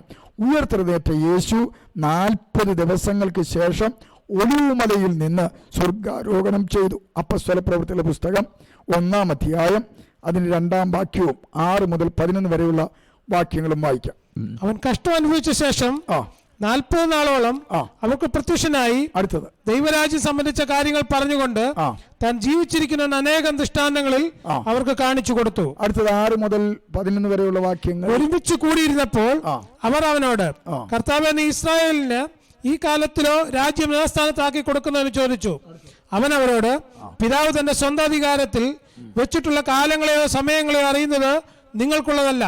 എന്നാൽ പരിശുദ്ധാത്മാവ് നിങ്ങളുടെ മേൽ വരുമ്പോൾ നിങ്ങൾ ശക്തി ലഭിച്ചിട്ട് യെരുശലേമിലും യഹൂദിലെല്ലായിടത്തും ശമരിയിലും ഭൂമിയുടെ അറ്റത്തോളവും എന്റെ സാക്ഷികളാകുമെന്ന് പറഞ്ഞു. ഇത് പറഞ്ഞ ശേഷം അവർ കാണെ അവൻ ആരോഹണം ചെയ്തു. ഒരു മേഘം അവനെ മൂടിയിട്ട് അവൻ അവരുടെ കാഴ്ചയ്ക്ക് മറഞ്ഞു. അവൻ പോകുന്നേരം അവൻ ആകാശത്തിലേക്ക് ഉറ്റുനോക്കുമ്പോൾ വെള്ളവസ്ത്രം ധരിച്ച 2 പുരുഷന്മാർ അവരുടെ അടുക്കൽ നിന്നു. ഗലീല പുരുഷന്മാരെ, നിങ്ങൾ ആകാശത്തിലേക്ക് നോക്കി നിൽക്കുന്നതെന്ത്? നിങ്ങളെ വിട്ട് സ്വർഗാരോഹണം ചെയ്ത ഈ യേശുവിനെ സ്വർഗത്തിലേക്ക് പോകുന്നവനായി നിങ്ങൾ കണ്ടതുപോലെ തന്നെ അവൻ വീണ്ടും വരും എന്ന് പറഞ്ഞു. കണ്ടോ? അപ്പോൾ രക്ഷകൻ സ്വർഗാരോഹണം ചെയ്തവനായിരിക്കണം. അതാണ് നമ്മളിവിടെ കണ്ടത്. യേശു ക്രിസ്തു മാത്രമേ സ്വർഗാരോഹണം ചെയ്ത് ഉയർത്തെഴുന്നേറ്റ് സ്വർഗാരോഹണം ചെയ്ത ഒറ്റ രക്ഷകനുള്ളൂ. ഈ രക്ഷകനിലാണ് മാനവജാതി മുഴുവൻ വിശ്വസിച്ച് രക്ഷ പ്രാപിക്കേണ്ടത്. അത് സ്തോത്രം. അതുപോലെ തന്നെ നമ്മൾ വായിക്കുന്നു, രക്ഷകൻ മധ്യസ്ഥനായിരിക്കണം. 1 തിമോഥെയോസിന്റെ ലേഖനം 2-ാം അധ്യായം 5-6 വാക്യത്തിന്റെ അകത്ത് ഇപ്രകാരമാണ് വായിക്കുന്നത്. 1 തിമോഥെയോസ് 2-ാം അധ്യായം അതിന്റെ 5-6 വാക്യത്തിന്റെ അകത്ത്, ദൈവം ഒരുവനല്ലോ, ദൈവത്തിനും മനുഷ്യർക്കും മധ്യസ്ഥനും ഒരുവൻ, എല്ലാവർക്കും വേണ്ടി മറുവിലയായി തന്നെത്താൻ കൊടുത്ത മനുഷ്യനായ ക്രിസ്തുയേശു തന്നെ. കണ്ടോ, ഏക മധ്യസ്ഥൻ. ഈ ലോക ജീവിതത്തിൽ വീണ്ടും പാപം വരുമെന്ന് നമ്മുടെ രക്ഷകനായ യേശു ക്രിസ്തുവിനറിയാം. അതുകൊണ്ട് അത് സ്തോത്രം, യേശു ക്രിസ്തു എന്ത് ചെയ്യുന്നറിയാവോ? ഏക മധ്യസ്ഥനായി, ശ്രേഷ്ഠ മഹാപുരോഹിതനായി പിതാവിൻ്റെ വലത്തുഭാഗത്തിരുന്നു കൊണ്ട് മാനവജാതിക്ക് മുഴുവൻ മധ്യസ്ഥത ചെയ്തുകൊണ്ടിരിക്കുകയാണ്. 1 യോഹന്നാൻ 2:1 ഒന്ന് വായിക്കാമോ? 1 യോഹന്നാൻ 2:1. എന്റെ കുഞ്ഞുങ്ങളെ, നിങ്ങൾ പാപം ചെയ്യാതിരിക്കുവിൻ. എന്റെ കുഞ്ഞുങ്ങളെ, നിങ്ങൾ അത് പാപം ചെയ്യാതിരിപ്പാൻ ഞാനിത് നിങ്ങൾക്ക് എഴുതുന്നു. ഞാൻ ഇത് നിങ്ങൾക്ക് എഴുതുന്നു. ഒരുത്തൻ പാപം ചെയ്തുവെങ്കിലോ നീതിമാനായ യേശുക്രിസ്തു എന്ന കാര്യസ്ഥൻ നമുക്ക് പിതാവിന്റെ അടുക്കലുണ്ട്. കണ്ടോ, പിതാവിന്റെ വലത്തുഭാഗത്ത് കാര്യസ്ഥനായിട്ട് നമ്മുടെ യേശു ക്രിസ്തു ഇരിപ്പുണ്ട്. ആ യേശു ക്രിസ്തു നമുക്ക് വേണ്ടി പക്ഷപാതം ചെയ്യാണ്, ഏക മധ്യസ്ഥനായിട്ട്. വേറെ മധ്യസ്ഥന്മാരാരുമില്ല. ഇന്ന് അനേക നാമധേയ ക്രിസ്തീയ സമൂഹങ്ങൾ ഒത്തിരി മധ്യസ്ഥന്മാരെ ഒക്കെ അത് പൊക്കിക്കൊണ്ട് വരുന്നുവെങ്കിലും അതൊന്നും യഥാർത്ഥ മധ്യസ്ഥനല്ല. അവരൊക്കെ വ്യാജ മധ്യസ്ഥന്മാരാണ്. ഒറ്റ മധ്യസ്ഥനേ ഉള്ളൂ, അത് നസറേനായ യേശു ക്രിസ്തുവാണ്. അത് പിതാവിൻ്റെ വലത്തുഭാഗത്തിരുന്നു കൊണ്ട് നമുക്ക് വേണ്ടി, മാനവജാതിക്ക് വേണ്ടി മധ്യസ്ഥത അണച്ചുകൊണ്ടിരിക്കുന്ന രക്ഷകനാണ്. 6-ാമത്തെ കാര്യം, രക്ഷകൻ തിരികെ വരുന്നവനായിരിക്കണം. രക്ഷകൻ രക്ഷിച്ചവരെ സ്വർഗത്തിൽ കൊണ്ടുപോകുവാൻ തിരികെ വരുന്നവനായിരിക്കണമെന്ന് തിരുവചനം വളരെ വ്യക്തമായിട്ട് രേഖപ്പെടുത്തുന്നു. എബ്രായർക്കെഴുതിയ ലേഖനം 9-ാം അധ്യായം 27-ഉം 28-ഉം വാക്യങ്ങൾ നമ്മൾ വായിക്കുമ്പോൾ അവിടെ ഇതാണ് കാണുന്നത്. ഒരിക്കൽ മരിക്കുകയും പിന്നെ ന്യായവിധിയും മനുഷ്യർക്ക് നിയമിച്ചിരിക്കയാൽ ക്രിസ്തുവും അങ്ങനെ തന്നെ അനേകരുടെ പാപങ്ങളെ ചുമക്കുവാൻ ഒരിക്കൽ അർപ്പിക്കപ്പെട്ടു. തനിക്കായി കാത്തു നിൽക്കുന്നവരുടെ രക്ഷയ്ക്കായി അവൻ പാപം കൂടാതെ രണ്ടാമതും പ്രത്യക്ഷനാകും. കർത്താവ് രണ്ടാമതും പാപം കൂടാതെ പ്രത്യക്ഷനാവും. തനിക്കായി കാത്തു നിൽക്കുന്നവരുടെ രക്ഷയ്ക്കായി. കണ്ടോ, രക്ഷ തനിക്കായി കാത്തു നിൽക്കുന്നവരുടെ രക്ഷയ്ക്കായിട്ട് യേശു ക്രിസ്തു രണ്ടാമതും പ്രത്യക്ഷനാകും. ക്രിസ്തു തൻ്റെ അനുയായികളെ നോക്കി അരുളി ചെയ്തത് ഇപ്രകാരമാണ്. യോഹന്നാൻ 14:1 മുതലുള്ള വാക്യങ്ങൾ വായിക്കുമ്പോൾ ഇപ്രകാരം വായിക്കുന്നു: നിങ്ങളുടെ ഹൃദയം കലങ്ങിപ്പോകരുത്, ദൈവത്തിൽ വിശ്വസിക്കുവിൻ, എന്നിലും വിശ്വസിക്കുവിൻ. അടുത്തത്, എന്റെ പിതാവിന്റെ ഭവനത്തിൽ അനേകം വാസസ്ഥലങ്ങളുണ്ട്. ഇല്ല എങ്കിൽ ഞാൻ നിങ്ങളോട് പറയുമായിരുന്നു, ഞാൻ നിങ്ങൾക്ക് സ്ഥലം ഒരുക്കുവാൻ പോകുന്നു. ഞാൻ പോയി നിങ്ങൾക്ക് സ്ഥലം ഒരുക്കിയാൽ ഞാൻ ഇരിക്കുന്നിടത്ത് നിങ്ങളും ഇരിക്കേണ്ടതിന് പിന്നെയും വന്ന് നിങ്ങളെ എന്റെ അടുക്കൽ ചേർത്തുകൊള്ളും. കണ്ടോ, അപ്പോൾ അതേ സ്തോത്രം, തൻ്റെ അനുയായികളെ നോക്കി കർത്താവ് അരുളി ചെയ്ത കാര്യമാണ്. അതേ സ്തോത്രം, ഞാൻ നിങ്ങളെ പൂർണ്ണമായും രക്ഷിക്കും. രക്ഷകനായിട്ട് വീണ്ടും വന്ന് നമ്മളെ ചേർക്കുന്ന ഒരു കർത്താവ്. അതിന് 18-ാമത്തെ വാക്യത്തിലും 14-ന്റെ വാക്യത്തിലും ഇത് തന്നെയാണ് രേഖപ്പെടുത്തിയിരിക്കുന്നത്. ഞാൻ നിങ്ങളെ അനാഥരായി വിടുകയില്ല, ഞാൻ നിങ്ങളുടെ അടുക്കൽ വരും. കണ്ടോ, അപ്പോൾ ഈ രക്ഷകനാണ് നമുക്ക് ആവശ്യം. വീണ്ടും വന്ന് നമ്മളെ ചേർക്കുന്ന ആ രക്ഷകൻ. അങ്ങനെ ഒരൊറ്റ രക്ഷകനേ ഉള്ളൂ, അതാണ് യേശു ക്രിസ്തു. ആ രക്ഷകനെ ലോകത്തിന് മുമ്പിൽ പ്രസന്റ് ചെയ്യുവാൻ എല്ലാവരും ബാധ്യസ്ഥരാണ്. രക്ഷകൻ ഒരുക്കിയ 7-ാമത്തെ കാര്യം, രക്ഷകൻ ഒരുക്കിയ രക്ഷാവഴി എല്ലാ മനുഷ്യരും അറിയുവാൻ രക്ഷകൻ ക്രമീകരണം ചെയ്യുന്നവനായിരിക്കണം. അല്ലാതെ ചുമ്മാ അത് സ്തോത്രം കാര്യങ്ങൾ പറഞ്ഞു പോവുകയല്ല. ഈ രക്ഷാവഴികൾ മാനവജാതി അറിയുവാൻ അതിൻ്റെ സംവിധാനങ്ങളെല്ലാം ഒരുക്കണം. എങ്കിൽ മാത്രമേ ഈ പാപത്തിനടിമപ്പെട്ട് നരകത്തീക്കകത്തേക്ക് പോകുവാനുള്ള മനുഷ്യവർഗം രക്ഷ പ്രാപിക്കത്തുള്ളൂ. അതിന് ദൈവം തമ്പുരാൻ എന്ത് ചെയ്യുന്നറിയാമോ? ഈ സകല ജനതകളും ഈ രക്ഷയുടെ സുവിശേഷം കേൾക്കുവാൻ അത് ആവർത്തിച്ച് തൻ്റെ ശിഷ്യന്മാർ പോയി പറയണം എന്ന് കൽപ്പിച്ചു. അതുകൊണ്ട് ഈ ചില്ലുമേടയ്ക്കകത്തിരുന്നു കൊണ്ട് നമ്മൾ ചുമ്മാ പളപള പറയുകയല്ല. രക്ഷിക്കപ്പെടുവാൻ ആവശ്യമായ ദൂതുകൾ നമ്മൾ വീടാന്തരം തോറും വ്യക്തികളായിട്ടും പോയി പറഞ്ഞ് അവരെ മനസ്സിലാക്കി നിത്യരക്ഷയിലേക്ക് നടത്തുവാൻ നമ്മളെല്ലാവരും ബാധ്യസ്ഥരാണ് എന്ന് ഈ തിരുവചന ഭാഗങ്ങൾ നിങ്ങൾ വായിച്ചു കേൾക്കുമ്പോൾ നിങ്ങൾക്ക് മനസ്സിലാകും. യേശുക്രിസ്തുവിൻ്റെ അന്ത്യകൽപ്പനകളാണ് ഇത് വായിക്കപ്പെടുവാൻ പോകുന്നത്. മത്തായിയുടെ സുവിശേഷം 28-ാം അധ്യായം 18 മുതൽ 20 വരെയുള്ള വാക്യത്തിന്റെ അകത്ത് ഇപ്രകാരം രേഖപ്പെടുത്തുന്നു. യേശു അടുത്തു എന്ന് സ്വർഗത്തിലും ഭൂമിയിലും സകല അധികാരവും എനിക്ക് നൽകപ്പെട്ടിരിക്കുന്നു. ആകയാൽ നിങ്ങൾ പുറപ്പെട്ട് പിതാവിന്റെയും പുത്രന്റെയും പരിശുദ്ധാത്മാവിന്റെ നാമത്തിൽ സ്നാനം കഴിപ്പിച്ചും ഞാൻ നിങ്ങളോട് കൽപ്പിച്ചതൊക്കെയും പ്രമാണിക്കുവാൻ തക്കവണ്ണം ഉപദേശിച്ചും കൊണ്ട് സകല ജാതികളെയും ശിഷ്യരാക്കിക്കൊള്ളണം. ഞാനോ ലോകാവസാനത്തോളം എല്ലാ നാളും നിങ്ങളോട് കൂടെ ഉണ്ട്. ലോകത്തിലേക്ക് നമ്മൾ ഇറങ്ങിച്ചെല്ലണം, സകല ജാതികളുടെയും അടുക്കിലേക്ക് ഇറങ്ങിച്ചെല്ലണം. എന്നിട്ട് ചോദിക്കണം, താങ്കൾ രക്ഷിക്കപ്പെട്ടതാണോ? നമുക്കറിയത്തില്ലല്ലോ. അവരോട് ചോദിക്കണം. ഹിന്ദുവിനോടും മുസ്ലിമിനോടും പാർസിയോടും ജൈനനോടും ബുദ്ധമതക്കാരനോടും സിഖ് മതക്കാരനോടും കാട്ടുജാതിക്കാരനോടും മനുഷ്യനാണോ? അവരോടൊക്കെയും ചോദിക്കണം, താങ്കൾ രക്ഷിക്കപ്പെട്ടതാണോ? ഇത്ര വലിയ രക്ഷ താങ്കൾ അറിഞ്ഞില്ല എങ്കിൽ, അല്ലല്ലോ നിങ്ങൾ മാനസാന്തരപ്പെട്ടില്ല എങ്കിൽ അങ്ങനെ തന്നെ നശിച്ചു പോകും. ഒരാത്മാവിൻ്റെ വിലയെന്ന് പറയുന്നത് മുഴുലോകത്തേക്കാൾ വിലയുള്ളതുകൊണ്ട് യേശുക്രിസ്തു പറഞ്ഞു, അതേ സ്തോത്രം, നിങ്ങൾ പുറപ്പെടണം, നിങ്ങൾ സുവിശേഷം പറയണം. ഇതാ അടുത്ത വാക്യം കേട്ടോ. മർക്കോസിന്റെ സുവിശേഷം 16-ാം അധ്യായം അതിന് 15 മുതൽ ഉള്ള വാക്യത്തിന്റെ അകത്ത് രേഖപ്പെടുത്തുന്നത് ഇങ്ങനെയാണ്. പിന്നെ അവനോട് നിങ്ങൾ ഭൂലോകത്തിലൊക്കെയും പോയി സകല സൃഷ്ടികളോടും സുവിശേഷം പ്രസംഗിക്കുക. സകല സൃഷ്ടികളോടും സുവിശേഷം പ്രസംഗിക്കണം. സകല സൃഷ്ടികളോടും സുവിശേഷം പ്രസംഗിക്കണം. അടുത്തത്, വിശ്വസിക്കുകയും സ്നാനമേൽക്കുകയും ചെയ്യുന്നവൻ രക്ഷിക്കപ്പെടും. വിശ്വസിക്കണം. ഈ സുവിശേഷം കേട്ട് അവർ വിശ്വസിക്കണം. ഈ സത്യസുവിശേഷം, അല്ലാതെ അവരുടെ വിശ്വാസമല്ല.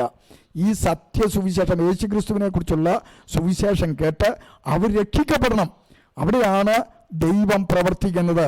ഇനി ലൂക്കോസിന്റെ സുവിശേഷത്തിലേക്ക് വരുമ്പോൾ 24-ാം അധ്യായം 47-ാമത്തെ വാക്യത്തിനകത്തും ഇത് തന്നെയാണ് പറയുന്നത്. വായിച്ചാട്ട്. അവന്റെ നാമത്തിൽ മാനസാന്തരവും, അവന്റെ നാമത്തിൽ, യേശുക്രിസ്തുവിന്റെ നാമത്തിൽ മാനസാന്തരവും പാപമോചനവും യെരുശലേമിൽ തുടങ്ങി സകല ജാതികളിലും പ്രസംഗിക്കുകയും വേണം. സകല ജാതികളിലും പ്രസംഗിക്കപ്പെടണം എന്നിങ്ങനെ എഴുതിയിരിക്കുന്നു. ഉണ്ടോ? ഇതിന് നിങ്ങൾ സാക്ഷികളാകുന്നു. സ്തോത്രം. ഇതിനാണ് നമ്മളെ സാക്ഷിയാക്കുന്നത്. ഒരു വിശ്വാസി, അതേ സ്തോത്രം, രക്ഷിക്കപ്പെട്ട് കഴിഞ്ഞാൽ അവന്റെ ഉത്തരവാദിത്തമാണ് സുവിശേഷം അറിയിക്കുക എന്നുള്ളത്. രക്ഷിക്കപ്പെടാത്തവരോട് രക്ഷാദൂത് വിളംബരം ചെയ്യേണ്ടത്. അങ്ങനെ അവരും എന്ത് ചെയ്യും? രക്ഷിക്കപ്പെടുവാനിടയായിത്തീരും. കർത്താവിൻ്റെ സഭ വളരപ്പെടുവാനിടയായിത്തീരും. അതിന് കടകവിരുദ്ധമാണ് സജിത്ത് പ്രസംഗിക്കുന്ന, സജിത്ത് ഉപദേശിക്കുന്ന ഉപദേശം. ആ ദുരുപദേശത്തിൽ നിന്നും ആളുകൾ വിട്ടോടിപ്പോകണം എന്നാണ് എൻ്റെ അഭ്യർത്ഥന. യോഹന്നാന്റെ സുവിശേഷം 20-ാം അധ്യായം 21-ാമത്തെ വാക്യത്തിലേക്ക് വരുമ്പോൾ യേശു പിന്നെയും അവനോട് നിങ്ങൾക്ക് സമാധാനം, പിതാവിനെ അയച്ചതുപോലെ ഞാനും നിങ്ങളെ പറഞ്ഞു. എന്നെ അയച്ചതുപോലെ ഞാനും നിങ്ങളെ എന്ത് ചെയ്യാണ്? അയക്കുകയാണ്. അയച്ച് രക്ഷാദൂത് പറയണം എന്ന് കർത്താവ് കൽപ്പിക്കുവാനിടയായി. അപ്പോസ്തലപ്രവൃത്തിയുടെ പുസ്തകം 1-ാം അധ്യായം 8-ാം വാക്യത്തിൽ അതിനുവേണ്ടിയിട്ടാണ് 3-ാമത്തെ ദൈവത്തിന്റെ ആളത്തമായിരിക്കുന്ന പരിശുദ്ധാത്മാവിനെ നമ്മുടെ മേൽ അയച്ചിരിക്കുന്നത്. വായിക്കാം. എന്നാൽ പരിശുദ്ധാത്മാവ് നിങ്ങളുടെ മേൽ വരുമ്പോൾ നിങ്ങൾ ശക്തി ലഭിച്ചിട്ട് യെരൂശലേമിലും യഹൂദിലെല്ലായിടത്തും ശമരിയിലും ഭൂമിയുടെ അറ്റത്തോളം എന്റെ സാക്ഷികളാകുമെന്ന് പറഞ്ഞു. അപ്പൊ സാക്ഷിയാകുമ്പോൾ, ഈ പ്രസംഗിക്കുമ്പോൾ, അതേ മറ്റുള്ളവരോട് സുവിശേഷം പറയുമ്പോൾ അടിയും ഇടിയും എതിർപ്പുകളും പീഡകളും ജയിലും ഒക്കെ വന്നേക്കാം. അതിൻ്റെ നടുവിൽ വിളിച്ചു പറയുവാനുള്ള ഒറ്റ ദൂത് അപ്പോസ്തലപ്രവൃത്തിയുടെ പുസ്തകം 4-ാം അധ്യായം 12-ാമത്തെ വാക്യമാണ്. അവിടെ വായിക്കുന്നത് ഇങ്ങനെയാണ്. അപ്പോസ്തലപ്രവൃത്തി 4:12. മറ്റൊരുത്തരും രക്ഷയില്ല, നാം രക്ഷിക്കപ്പെടുവാൻ ആകാശത്തിന് കീഴിൽ മനുഷ്യരുടെ ഇടയിൽ നൽകപ്പെട്ട വേറൊരു നാമവുമില്ല. കണ്ടോ? അപ്പോൾ നമ്മൾ ഈ നാമത്തെ അങ്ങോട്ട് ഉയർത്തിയാൽ, രക്ഷിക്കപ്പെടുവാനുള്ള ഒറ്റ നാമമായി യേശുവിനെ ഉയർത്തിയാൽ, അതിനുള്ള അധികാരം കർത്താവ് നമ്മുടെ മേൽ പകരും. ദൈവശക്തി നമ്മുടെ മേൽ പകരും. കൂടെ ഇരിക്കാമെന്നുള്ള വാഗ്ദത്തം നമ്മുടെ കർത്താവ് തന്നിട്ടുണ്ട്. ഇതെല്ലാം കർത്താവ് തൻ്റെ ശിക്ഷഗണത്തിൽ അത് പകർന്നിരിക്കുന്നതാണ്. ഇന്നും അങ്ങനെ പോകുന്നവരുടെ മേൽ, പറയുന്നവരുടെ മേൽ ദൈവത്തിൻ്റെ ശക്തി പകർന്നിട്ടുണ്ട്. അതുകൊണ്ട് സജിത്ത് പറയുന്നതല്ല, കർത്താവ് പറയുന്നത് നമ്മൾ കേൾപ്പാൻ ഇടയായി തീരണം. മുകളിൽ പറഞ്ഞിരിക്കുന്ന വിവിധ യോഗ്യതകളുള്ള ഒറ്റ വ്യക്തി മാത്രമേ ഉള്ളൂ. അത് യേശു ക്രിസ്തുവാണ് എന്ന് നമുക്ക് കാണുവാനായിട്ട് കഴിയും. സർവ്വലോകത്തിൻ്റെയും രക്ഷകനാകുവാൻ കഴിവുള്ള യേശു. അപ്പം യേശു എന്ന വാക്കിൻ്റെ അർത്ഥം എന്താണ്? രക്ഷകൻ. യേശു ക്രിസ്തു എന്ന വാക്കിൻ്റെ അർത്ഥം എന്താണ്? അഭിഷക്തനായ രക്ഷകൻ. നിത്യജീവൻ ഈ രക്ഷകനാണ് നമുക്ക് നൽകുവാൻ കഴിവുള്ള ഒരൊറ്റ അത് രക്ഷകനേ ഉള്ളൂ. അത് കർത്താവായ യേശു ക്രിസ്തുവാണ്. 1 യോഹന്നാൻ 5-ാം അധ്യായം 20-ാമത്തെ വാക്യത്തിൻ്റെ അകത്ത് ആ നിത്യജീവൻ തരുന്ന കർത്താവിനെ കുറിച്ച് പറയുന്നുണ്ട്. വായിച്ചാട്ടെ. ദൈവപുത്രൻ വന്നുവെന്നും സത്യദൈവത്തെ അറിയുവാൻ നമുക്ക് വിവേകം തന്നുവെന്നും നാം അറിയുന്നു. നാം സത്യദൈവത്തിൽ അവന്റെ പുത്രനായ യേശു ക്രിസ്തുവിൽ തന്നെ ആകുന്നു. അവൻ സത്യദൈവവും നിത്യജീവനും ആകുന്നു. അപ്പോൾ നമുക്ക് നിത്യജീവൻ തരുവാൻ ഈ രക്ഷകന് മാത്രമേ കഴിയത്തുള്ളൂ. ഒറ്റ രക്ഷകൻ. അതുകൊണ്ട് മരണത്തിന് അടിമപ്പെട്ട് കിടക്കുന്ന ആളുകളോട്, തീക്കകത്ത് കിടക്കുന്ന ആളുകളോട് ഈ രക്ഷാദൂത് നമ്മൾ പറഞ്ഞേ മതിയാകത്തുള്ളൂ. അടുത്തത്, നിത്യരക്ഷയ്ക്ക് കാരണഭൂതനായവൻ യേശു മാത്രമാണ്. എബ്രായർക്കെഴുതിയ ലേഖനം 5:9 വായിക്കുന്ന ഇങ്ങനെയാണ്: അനുസരണം പഠിച്ച് തികഞ്ഞവനായി തന്നെ അനുസരിക്കുന്ന ഏവർക്കും നിത്യരക്ഷയുടെ കാരണഭൂതനായി. നിത്യരക്ഷയ്ക്ക് കാരണഭൂതൻ നമ്മുടെ യേശു ക്രിസ്തുവാ. ഈ യേശു ക്രിസ്തുവിനെ കുറിച്ച് പ്രസന്റ് ചെയ്യണം ജാതികൾക്ക്, രക്ഷ അറിയാൻ പാടില്ലാത്തവർക്ക്.